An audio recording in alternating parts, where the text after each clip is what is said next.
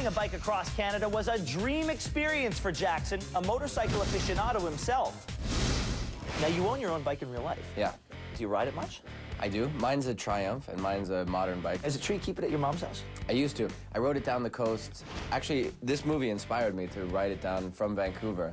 I rode it down to LA, and then I rode it actually cross-country on my way to work to go to Fringe. So it got to about Oklahoma, and then the engine exploded, and that was the end. That was it. That was the end of that trip, yeah. And it was a case of art imitating life with the filming of 1 week. This really is guerrilla filmmaking. Oh, yeah. I mean, there should have been a camera crew for behind the scenes, because the first, we got, I don't know, we're like 200K outside of Sault Ste. Marie, and the first bus dies, and getting a tour bus to Sault Ste. Marie takes a while. Yeah.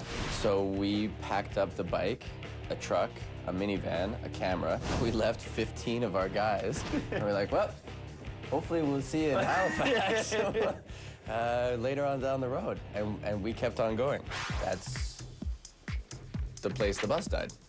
That is the place. Now, but what is that? That, I think, is one of the more frightening images that you could see on the side of a road. Yeah, well, I think this is the, it's the major bird of prey in Uppsala, Ontario. That's where the bus died. And the movie making even spawned some not-so-urban legends. Now, I don't know if this is actually true. I want to believe that this is true, but apparently the guy who was our bike mechanic and our teamster and on our show, our hair and makeup artist and key grip, he stayed with the bus, and he was the last guy, and the tour bus came to him, and apparently a black bear tried to attack him and the guy at this a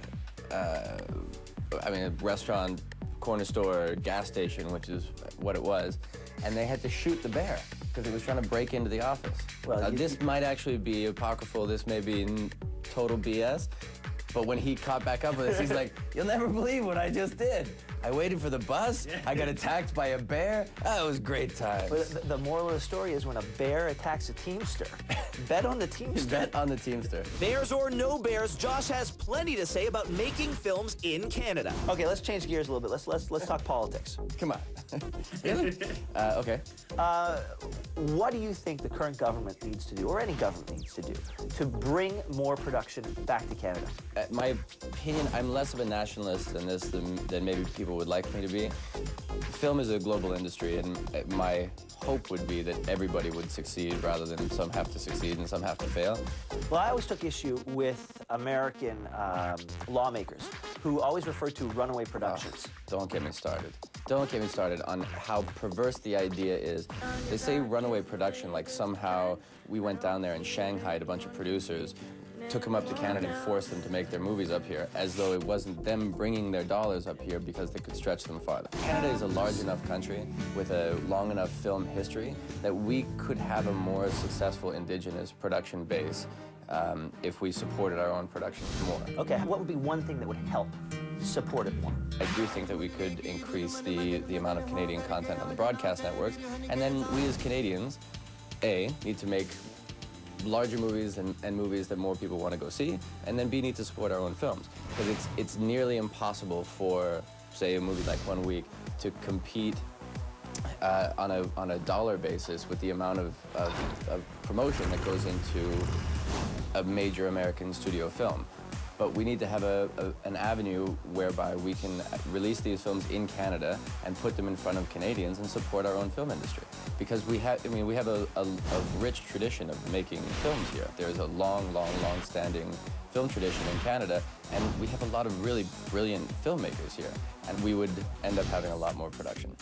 Well, let's look... And exportable production, Exportable, yeah, that's key, too. Yeah, because, we live in... Sorry to keep on droning on, but we live in a global world. This is why I'm not such a nationalist on film production as well.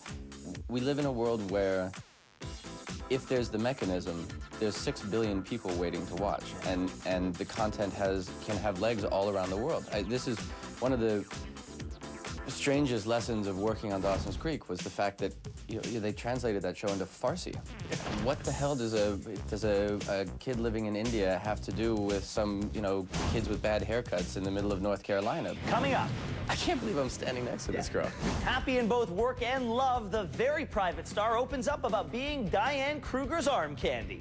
That's coming up next on eTalk, Canada's #1 entertainment show.